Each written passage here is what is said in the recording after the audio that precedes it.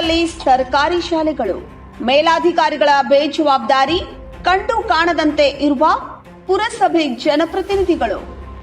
ಅಪಾಯದಲ್ಲಿ ಸರ್ಕಾರಿ ಶಾಲೆಗಳು, ಮಕ್ಕಳು ಪೋಷಕರಲ್ಲಿ ಆತಂಕ, ಕೆಲವೆಡೆ ರೂಮ್ಗಳು ಅಧ್ವಾನ. ದುರಸ್ತಿಗೆ 50ಕ್ಕೂ ಹೆಚ್ಚು ಶಾಲಾ ಕೊಠಡಿಗಳು. ಸರ್ಕಾರಿ ಶಾಲೆಗೆ ಮಕ್ಕಳನ್ನು ಸೇರಿಸಿ ದಾಖಲಾತಿ ಆಂದೋಲನ ಎಂದೆಲ್ಲ ದುಡಿಯುತ್ತಿರುವ ಶಿಕ್ಷಣ ಇಲಾಖೆಯು ತನ್ನ ಸರ್ಕಾರಿ ಶಾಲಾ ಕೊಠಡಿಗಳ ದುರಸ್ತಿ ಕಾರ್ಯವನ್ನೇ ಮರೆತಿದ್ದು ಅಥವಾ ತಿಳಿದ್ರೂ ತಿಳಿಯದಂತೆ ಸುಮ್ಮನೆ ಕುಳಿತಿರುವ ಪುರಸಭೆ ಜನಪ್ರತಿನಿಧಿಗಳ ಗಾಢ ನಿದ್ರೆ ಇದಕ್ಕೆ ಹೊಣೆಗಾರರ. ತಾಲೂಕಿನಲ್ಲಿ 50ಕ್ಕೂ ಹೆಚ್ಚು ಕೊಠಡಿಗಳು ಶಿಥಿಲಾವಸ್ಥೆ ತಲುಪಿದ್ದು ಇದುವರೆಗೂ ದುರಸ್ತಿಯ ಭಾಗ್ಯವನ್ನೇ ಕಾಣದಂತಾಗಿದೆ. ಇಂಡಿ ತಾಲೂಕಿನಲ್ಲಿ 278 ಪ್ರಾಥಮಿಕ ಮತ್ತು ಪ್ರೌಢ ಶಾಲೆಗಳಿದ್ದು ಅದರಲ್ಲಿ 18 ಸರ್ಕಾರಿ ಪ್ರೌಢ ಶಾಲೆಗಳಿವೆ. ಇದರಲ್ಲಿ 30ಕ್ಕೂ ಹೆಚ್ಚು ಮೇಜರ್ ರಿಪೇರಿ ಆಗಬೇಕಾಗಿದ್ದು 20ಕ್ಕೂ ಹೆಚ್ಚು ಕೊಠಡಿಗಳು ಮೈನರ್ ರಿಪೇರಿ ಆಗಬೇಕಿದೆ. ಹೀಗಾಗಿ ಇಷ್ಟು ಶಾಲೆಗಳ ಕೊಠಡಿಗಳಲ್ಲಿ ಓದುವ ಮಕ್ಕಳ ಜೀವ ಕೈಯಲ್ಲಿ ಹಿಡಿದುಕೊಂಡು ಓದಬೇಕಿದೆ. ಪ್ರತಿ ವರ್ಷವೂ ಕೊಠಡಿಗಳ ಗುಣಮಟ್ಟದ ಬಗ್ಗೆ ರಿಪೋರ್ಟ್ ಕಾರ್ಡು ಸಿದ್ಧಪಡಿಸುವ ಶಿಕ್ಷಣ ಇಲಾಖೆ ಸರ್ಕಾರಕ್ಕೆ ವರದಿ ಸಲ್ಲಿಸುತ್ತದೆ. ಆದರೆ ಈವರೆಗೂ ಕೊಠಡಿಗಳ ದುರಸ್ತಿಗೆ ಜಾನ ಮೌನ ವಹಿಸಿರುವುದು ವಿಪರ್ಯಾಸದ ಸಂಗತಿ. ಮೇಜರ್ ಸಮಸ್ಯೆ 50 ಕೊಠಡಿಗಳಲ್ಲಿ ಮೇಜರ್ ರಿಪೇರಿ ಕೆಲಸಗಳು ನಡೆಯಬೇಕಿದೆ. ಇಲ್ಲಿ ಗೋಡೆಗಳು ಬಿರುಕು ಬಿಟ್ಟಿದ್ದು ಚಾವಣಿ ಸಹ ಉದುರುವುದು ಸರ್ವೇ ಸಾಮಾನ್ಯ ಎನ್ನುವಂತಾಗಿದೆ. ಕೊಠಡಿಗಳು ಕುಸಿಯುವ ಹಂತ ತಲುಪಿದ್ದು ಮಕ್ಕಳ ಜೀವದ ಜೊತೆ ಶಿಕ್ಷಣ ಇಲಾಖೆ ಚೆಲ್ಲಾಟವಾಡುವ ಸ್ಥಿತಿ ಕಂಡುಬರುತ್ತಿದೆ. ಇನ್ನು ಮೈನರ್ ರಿಪೇರಿ ನಡೆಯಬೇಕಿರುವ 20 ಕೊಠಡಿಗಳಲ್ಲಿ ಸಣ್ಣ ಪುಟ್ಟ ತೇಪೆ ಕೆಲಸಗಳು, ವಿದ್ಯುತ್ ವೈರ್ ಕಡಿತ, ಗಾರೆ, ಪ್ಲಾಸ್ಟಿಂಗ್ ಉದುರುತ್ತಿರುವ ಪ್ರಕರಣಗಳೇ ಹೆಚ್ಚಾಗಿವೆ. ದುರಸ್ತಿಯಾಗಲಿ. ಎಸ್ಎಸ್ಎಲ್ಸಿ ಪರೀಕ್ಷೆಯಲ್ಲಿ ರಾಜ್ಯಕ್ಕೆ ಪ್ರಥಮ ಸ್ಥಾನ ಪಡೆದಿರುವ ವಿದ್ಯಾರ್ಥಿನಿ ಸಹ ಸರ್ಕಾರಿ ಶಾಲೆಯ ವಿದ್ಯಾರ್ಥಿನಿಯೇ ಆಗಿದ್ದಾಳೆ. ಗುಣಮಟ್ಟದ ಶಿಕ್ಷಣದಲ್ಲಿ ರಾಜ್ಯದ ಸರ್ಕಾರಿ ಶಾಲೆಗೆ ಬೆಸ್ಟ್. ಆದರೆ ಕೆಲ ತಾಲೂಕಿನ ಶಾಲೆಗಳು ಕೊಠಡಿಗಳು ಬೀಳುವ ಹಂತ ತಲುಪಿರುವುದು ವಿಪರ್ಯಾಸ. ಒಂದೆಡೆ ಸುಭದ್ರ ಶಿಕ್ಷಣ ಇದ್ದರೂ ಕೊಠಡಿಗಳೇ ಮಕ್ಕಳಿಗೆ ಜೀವ ಭಯವನ್ನುಂಟು ಮಾಡುತ್ತಿವೆ. ಹೀಗಾಗಿ ಕೊಠಡಿಗಳು ಆದಷ್ಟು ಶೀಘ್ರದಲ್ಲಿ ದುರಸ್ತಿಗೊಳಿಸಬೇಕೆನ್ನುವುದು ಸಾರ್ವಜನಿಕರ ಆಗ್ರಹವಾಗಿದೆ. ಸರ್, ಅವಾಗ ನೀವು ಇನ್ಚಾರ್ಜ್ ಮಾಡುವಾಗ ಇಂಥ ಸಮಸ್ಯೆಗಳು ಬಂದಾಗ ಯಾರು ಗಮನಕ್ಕೆ ನಾವು ಇದು ಕಟ್ಟಡ ಇದು ಮುನ್ಸಿಪಾಲಿಟಿ ಕಟ್ಟಡ ಆಗಿರೋದ್ರಿಂದ ಮುನ್ಸಿಪಾಲಿಟಿ ಚೀಫ್ ಆಫೀಸರ್ಗೂ 2-3 ಸಲ ನಾವು ಗಮನಕ್ಕೆ ತಂದೀವಿ, ಲೆಟರ್ ಬರೆದೀವಿ. ಜೊತೆಗೆ ನಮ್ಮ ಇಲಾಖೆ ಮೇಲಾಧಿಕಾರಿಗಳಾಗಿರ್ತಕ್ಕಂಥ ಕ್ಷೇತ್ರ ಶಿಕ್ಷಣಾಧಿಕಾರಿಗಳ ಗಮನಕ್ಕೂ ತಂದೀವಿ.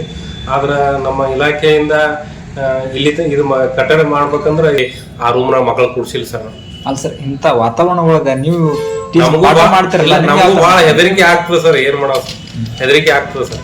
ಏನ್ ಹೇಳಕ್ ಇಷ್ಟಪಡ್ತೀನಿ. ಅದೇ ಸರ್, ಸರ್ಕಾರಿ ಕಡೆ ಎಚ್ಚೆತ್ಕೊಂಡು ಬೇಗನೆ ಇವು ರಿಪೇರಿ ಆಗುವಂಗ ಯಾಕೆ ತಂದಿಲ್ರಿ ಅಂದ್ರೆ ಅವರು ಅಧ್ಯಕ್ಷರಿಗೂ ಹೇಳಿವ್ರಿ. ಆದ್ರೆ ಈಗಾಗಲೇ ಅವ್ರು ಬಂದು ನಾವು ರಿಪೇರಿ ಮಾಡ್ತೀವಿ ಅಂತ ಹೇಳ್ಯಾರಿ. ಅದು ನಾವು ಸ್ವಲ್ಪ ವೇಟ್ ಮಾಡಿ. ಎಷ್ಟು ದಿನ ಐತಿ ಹೇಳ್ರಿ ನೀವು? ಅದು ಹೇಳಿನೂ ಒಂದು 6 ತಿಂಗಳು ಐತ್ರಿ. 6 ತಿಂಗಳು ಐತಿ. ಅದು ಯಾವುದೇ ಥರ ಬಂದಿಲ್ರಿ. ನಾವು ಬಂದು ಎಲ್ಲ ನೋಡಿ ಹೋಗ್ಯಾರ. ನೀವು ಇಲ್ಲಿ ವರ್ಕ್ ಮಾಡ್ಲಿಕ್ಕೆ 2 ವರ್ಷ ಐತಿ ಮೇಡಮ್? ನಾನು ಬಂದು 2 ವರ್ಷ ಐತ್ರಿ. 2 ವರ್ಷನಾಗ ನೀವು ಈಗಾಗಲೇ ನಾವು ಇಲ್ಲಿ ಮುನ್ಸಿಪಾಲ್ಟಿಗೆ ಅಲ್ಲೇನೂ 1-2 ಸಲ ರಿಪೋರ್ಟ್ ಕೊಟ್ಟಿವ್ರಿ. ಆಮೇಲೆ ನಮ್ಮ ಇಲಾಖೆಯಿಂದ ಏನು ಮಾಹಿತಿ ಕೇಳಾರಲ್ಲ ಈ ಕಟ್ಟಡ ಬಗ್ಗೆನೇ ಅದನ್ನು ನಾವು ಮಾಹಿತಿ ಕೊಟ್ಟಿವಿ. ಇದು ಮೇಜರ್ ರಿಪೇರಿ, ಮೈನರ್ ರಿಪೇರಿ, ಎಷ್ಟು ರೂಮ್ಗಳದಾವ ಅದನ್ನು ನಾವು ಕೊಟ್ಟಿದ್ದೀವಿ. ನೀವು ಬಂದ ಬೆಳಕ ಮೈನರ್ ಅಮೌಂಟ್ ಬಂದ ಎಷ್ಟು ಬಂದಂತ ಪ್ರಶ್ನೆ ಸರಿ ಅದ. ನಾವು ಈಗಾಗಲೇ ಅಂಥ ಶಾಲೆಗಳು ಯಾವ್ಯಾವ ಅದಾವ ಅನ್ನುವಂಥದ್ದು ಒಂದು ಸರ್ವೆ ಮಾಡಿಸಿದ್ವಿ. ಸರ್ವೆ ಮಾಡಿಸಿ ಯಾವ್ಯಾವ ಶಾಲೆಗಳಿಗೆ ದುರಸ್ತಿಗೆ ಎಷ್ಟೆಷ್ಟು ಮೊತ್ತ ಬೇಕಾಗ್ತದೆ ಅಂತಕ್ಕಂಥದ್ದನ್ನು ಮಾನ್ಯ ಮುಖ್ಯ ಕಾರ್ಯನಿರ್ವಾಹಕ ಅಧಿಕಾರಿಗಳು ನಮ್ಗೆ ಆಗಲೇ ಸೂಚನೆ ಕೊಟ್ಟಿದ್ದರು. ಅದರ ಪ್ರಕಾರ ಆ ಒಂದು ಕ್ರಿಯಾಯೋಜನೆಯನ್ನು ತಯಾರು ಮಾಡಿ ನಾವು ತಾಲೂಕು ಪಂಚಾಯತಿ ಮಾನ್ಯ ಕಾರ್ಯನಿರ್ವಾಹಕ ಅಧಿಕಾರಿಗಳಿಗೆ ಸಲ್ಲಿಸಿದ್ವಿ. ಇದು ತಾವು ಇದೇ ನಮ್ಮ ಸಿಟಿ ಒಳಗಿನ ಏನು ಕೇಳಿದ್ರಲ್ಲ, ಆ ಸಿಟಿ ಒಳಗಿನ ಶಾಲೆ ಪುರಸಭೆಯ ಅದು ಆಸ್ತಿ ಆಗಿದ್ದರಿಂದ. ಇನ್ನು ತಾಲೂಕಿನ 278 ಶಾಲೆಗಳಲ್ಲಿ 100ಕ್ಕೂ ಹೆಚ್ಚು ಶಾಲೆಗಳಲ್ಲಿ ವಿದ್ಯಾರ್ಥಿನಿಯರಿಗೆ ಶೌಚಾಲಯದ ಸೌಲಭ್ಯವಿಲ್ಲ. ಶೌಚಾಲಯಗಳಿವೆ, ಆದರೆ ನೀರಿಲ್ಲದೆ ನಡುವೆ ಅದಕ್ಕೆ ಸದಾ ಕೀಲಿ ಹಾಕಿರುತ್ತಾರೆ. ಇಲ್ಲವೇ ಸ್ವಚ್ಛತೆ ಇರುವುದಿಲ್ಲ ಅಥವಾ ನೀರಿನ ತೊಂದರೆ ಅನುಭವಿಸುತ್ತಿವೆ. ಹೀಗಾಗಿ ಹಳ್ಳಿಗಳಲ್ಲಿ ವಿದ್ಯಾರ್ಥಿನಿಯರಿಗೆ ರಸ್ತೆಯೇ ಗತಿ. ಇನ್ನು ಕೆಲವು ಶಾಲೆಗಳಿಗೆ ಗ್ರಂಥಾಲಯ ಮತ್ತು ಕೆಲವು ಶಾಲೆಗಳಿಗೆ ಆಟದ ಮೈದಾನ ವ್ಯವಸ್ಥೆ ಮಾಡಬೇಕಾಗಿದೆ. ಇನ್ನು ಕೆಲವೊಂದು ಶಾಲೆಗಳಲ್ಲಿ ಮಳೆ ಬಂದರೆ ಆಟದ ಮೈದಾನದಲ್ಲಿ ನೀರು ನಿಲ್ಲುತ್ತದೆ. ತಾಲೂಕಿನಲ್ಲಿ ಕೆಲವೆಡೆ ಹೈಟೆಕ್ ಸರ್ಕಾರಿ ಶಾಲೆಗಳಿವೆ. ಆದರೂ ಶಿಕ್ಷಣ ಇಲಾಖೆ ಅಧಿಕಾರಿಗಳು ಕೋಣೆಗಳನ್ನ ದುರಸ್ತಿ ಮಾಡುವ ಜವಾಬ್ದಾರಿ ವಹಿಸಬೇಕಿದೆ. ಈ ಕಡೆ ತಾಲೂಕಾಡಳಿತ, ಜನಪ್ರತಿನಿಧಿಗಳು ಹಾಗೂ ಜವಾಬ್ದಾರಿಯುತ ನಾಗರಿಕರು ಇದರ ಬಗ್ಗೆ ಗಮನ ಹರಿಸಿ ಈ ವ್ಯವಸ್ಥೆಯನ್ನ ಸರಿಪಡಿಸಬೇಕು ಎನ್ನುವುದೇ ನಮ್ಮ ಸತ್ಯಂ ವಾಹಿನಿಯ ಆಶಯವಾಗಿದೆ.